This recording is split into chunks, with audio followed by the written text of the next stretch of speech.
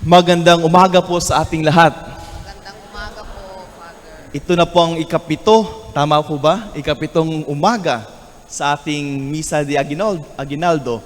At few days from now, talagang matatapos na rin po tayo sa ating siyam na umaga, na paggising na umaga, no? At hopefully, we will be able to celebrate a beautiful and meaningful Christmas. Mga kapatid, usually during Christmas, marami po tayong mga parties na ina-attend. Usually, kapag Christmas season, nandiyan na po yung family reunion, no, batch reunion, at saka iba-ibang mga parties. And most of the time, especially during family reunions or batch reunion, ang ginagawa natin hindi lang party, kundi doon din po yung panahon na nagpe-flex tayo sa ating mga success sa buhay. Ako, ganito na yung narating ko, or this is my success this year. These are my achievements this year. Ito yung mga nagawa ko ngayong taong ito. Minsan pa nga mga kapatid, nagpapatalbugan, no? Nagpapataasan kung sino ang pinaka-best among the family members or even sa batchmate. Sa ating kulturang mga Pilipino, parang natatranslate yan, especially sa ating mga kabataan ngayon. No, natatranslate yung ganyang kultura sa social media. Piniflex natin yung ating success, piniflex natin yung mga answered prayer, piniflex natin yung mga bagong gadget, especially ngayong Christmas, or even piniflex natin ang ating bagong partner kasi hindi na tayo magsa-celebrate ng Christmas na parang cold na Christmas, kundi mainit na Pasko. No? Kasi mayroon tayong bagong partner. Flexing, siguro mga kapatid, wala naman sigurong masama mag-flex. Pero ang problema, minsan, no, sa sobrang flex natin, sa sobrang pabida-bida natin, nakakalimutan natin ang saan ba talaga nanggaling ang lahat ng biyayang ito. Nakakalimutan natin na ang mga lahat ng biyayang natatanggap natin ay hindi naman galing sa atin. Nakakalimutan natin na tayo lang po ay nag-cooperate. Pero at the end of the day, galing lahat sa Diyos ang lahat ng bagay at lahat ng success, ang lahat ng achievements na nangyari sa iyo sa buhay nito. Meron isang istorya mga kapatid, no? I would like to share with you a beautiful story. Meron daw isang maliit na lawa. At sa maliit na lawang iyon, mayroong mga palaka, maraming palaka. But eventually, after a few months, yung lawang iyon ay mga kapatid is na dry, no, natuyo. At unfortunately, karamihan sa mga palaka ay namatay. May isang kalapate na nakapansin na meron palang isang surviving na palaka sa lawang iyon, natuyong lawa. At gusto niyang tulungan. Gusto niyang tulungan ang palakang iyon. Gusto niyang dalhin yung palakang iyon sa malapit na lawa kung saan may tubig. At napaisip siya, ano kaya ang gagawin ko? Dahil sa kabutiang loob ng kalapate, naisipan niyang kumuha ng isang stick, isang sanga, na kanyang kakagatin at sasabihan niya yung palaka na dapat kagatin din ng palaka yung stick para matulungan siya. No? At first, hesitant yung palaka, ayaw niya. In short, parang matigas yung ulo. Gusto niyang doon lang. Pero eventually, na-convince niya yung palaka. Nung nandun na sila sa ere, mga kapatid, may isang hayop na nakapansin. Sabi niya, wow, napakaganda namang idea yan. Napakabait naman siguro, no, ng kalapating iyan. At tinanong niya, sino ba sa inyo ang may ideyang iyan? No, sino bang sa inyong dalawa ang may idea na yan? Of course, nasabi sa sarili niya yung hayop na yon, no, yung napatanong siya sa sarili, hindi siguro sasagot yung kalapati kasi kapag sasagot siya, baka mahulog yung palaka. Kasi, no, the dove will open its mouth. So, siguro wala sa kanila ang sasagot. Pero anong nangyari mga kapatid? Sumagot ang palaka at sabi, idea ko yan. At anong nangyari? Nahulog ang palaka at namatay. Siguro, one of the best lesson that we can learn is that humility. We need to acknowledge talaga kung sino pa talaga ang may idea, no? And I think yan po yung mensahe sa ating mga pagbasang ito. Unang pagbasa at sa ating ebanghelyo sa mabuting balita. Sa ating unang pagbasa mga kapatid, we have heard the story of Hannah. Si Hannah po mga kapatid, siya po isang babaeng walang anak. For how many years she had been praying, minsan umiiyak na nga sa templo, naghihingi sa Diyos na bibigyan siya ng anak. And after a year, bumalik siya sa templo kasi the Lord granted her prayer. At nagkaroon siya ng anak, ang pangalan ng kanyang anak is Samuel. The first thing, when she received her blessing, the first thing that she did, my dear friends, is to acknowledge the source of that blessing. And that is no other than God Himself. In our gospel for today, we have heard the song of Mary, Magnificat. Very famous po to na kanta, ang puso ko'y nagpupuri sa Panginoon. And if you try to think of it, mga kapatid, sa kantang ito, the first part of the song, napapansin natin na nung si Mary, she acknowledges the works of God, the hands of God working in her own life. Now, I would like to share with you 3 important points, my dear friends. By acknowledging God as a source of blessing, as a source of everything, Mary was able to magnify the Lord, and she herself remained humble as a person. Kapag ina-acknowledge natin na ang lahat ng bagay na ito ay galing sa Diyos, we magnify the Lord. Sabi nga ni John the Baptist, you must increase, I must decrease. Kaysa yun naman lahat ng bagay na ito.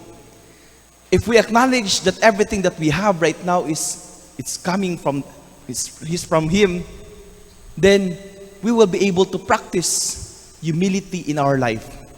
There's no reason for us to be humbug. There is no reason for us to be proud of what we have done, because at the end of the day, lahat naman talaga ay galing sa Diyos. Yun po nakakalimutan ng ating mga kabataan minsan. Nafe-flex sila sa social media, this is my new phone. This is my sports car. Flexing my first millionaire, my first million in bank. But unfortunately, they failed to recognize that the source of that blessing, ang rason po bakit meron siyang ganong blessing, is no other than God Himself. Kaya nga, ito po yung paalala sa atin. As we are on the near end of this year, we are being reminded and being challenged, ano ba yung mga blessings na tatanggap mo this year? Especially yung malaking blessings na binigay sa iyo ng Lord. Minsan, we are so proud of our blessing, of our own success. But always remember that we should remain humble, because at the end of the day, galing naman lahat sa Diyos yun. Pangalawa, when we acknowledge that God is the source of blessing, that the Lord is the source of everything, na galing naman lahat sa Kanya ang biyayang iyon, then we will also acknowledge the presence of our brothers and sisters who are the last and the lost. If we acknowledge that lahat naman ng bagay na ito ay galing sa Diyos, then we will be able to see na, marami pala tayong mga kapatid na nangangailangan. And bilang nakikita natin na marami tayong mga kapatid na nangangailangan, ang ating itutugon ay ang pagtulong sa kanila. Blessings that we have right now are meant to be shared to other people. And I have a lot of experiences. Maraming taong tumutulong sa akin. Bilang isang pare, Father, ngayong Pasko talaga ang dami-dami. Minsan nagte-text sa akin, Father, ano po yung GCash number niyo? Sabi ko, at first sabi ko, wag na po kayo magbigay kasi okay lang naman ako. Pero pilit pa rin nilang nagbibigay. Kapag nakaka-receive ako ng something, after, I always experience this one. Every time na nakaka-receive ako ng something, ng pera, after a few hours, merong magte-text, Father, meron ka bang ganito kasi ako'y nangangailangan. Para bang yung biyaya, ako lang yung parang pinapadaan lang sa akin. Hindi talaga para sa akin. Yung blessings na binigay ni Lord ay pinapadaan lang sa akin para maging tulay at maging tulong sa ibang tao. I think you have also the same experience that one. Mga bagay sa mundong ito na kayo lang po ang parang para bang funnel, para bang channel ng blessing ng ibang tao, ng Diyos para sa ibang tao, para makatulong sa ibang tao. When you acknowledge that God is the source of everything that you have, you will also see that at the end of the day, you will also see the needs of your brothers and sisters. Ganon din po yung ating paalala mula sa ating mabuting balita. When Mary acknowledges that everything comes from the Lord, si Maria po ay nagsabi, sapagkat, sabi ni Maria, ibinagsak niya ang mga hari mula sa kanilang trono at itinaas ang mga nasa abang kalagayan. Binusog niya ang ng mabubuting bagay, ang mga nagugutom at pinalayas niyang wala ni anuman ang mayayaman.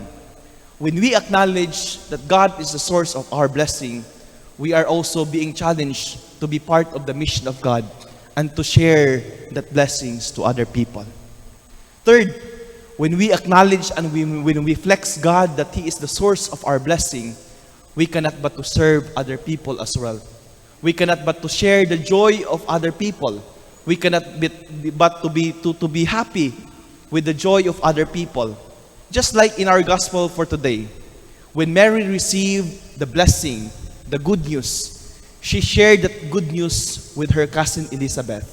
Para bang sinasabi sa atin ng Diyos, kapag mayroon po tayong family members or ating mga kapwa nakaka-receive ng mga magagandang blessings din from the Lord, then we should be happy for them. Hindi yung kapag nakikita natin na mayroon silang blessing, instead na masaya po tayo po yung nalulungkot. No? Instead na masaya po tayo sa blessing ng ibang tao, ang ginagawa natin, sinisiraan natin sila para sila'y bumagsak. No? Kagaya ng isang Filipino mentality, crab mentality. Kapag nakikita nating umaangat ang ating kapitbahay, humahanap tayo ng paraan na para sila'y pabagsakin. Pero the Lord is reminding us, my dear friends, kapag may nakikita po tayong mga kaibigan natin, family members, or ating kapwa, or neighbor, for that matter, na kapag binigyan po sila ng malaking blessings ni Lord, we should be happy with them and for them. Because of the end of the day, we should always, hopefully, they should also be happy with what we have received from the Lord. Kaya nga, ngayon mga kapatid, as we listen to the Magnificat of Mother Mary in our gospel for today, we are being reminded to flex the Lord.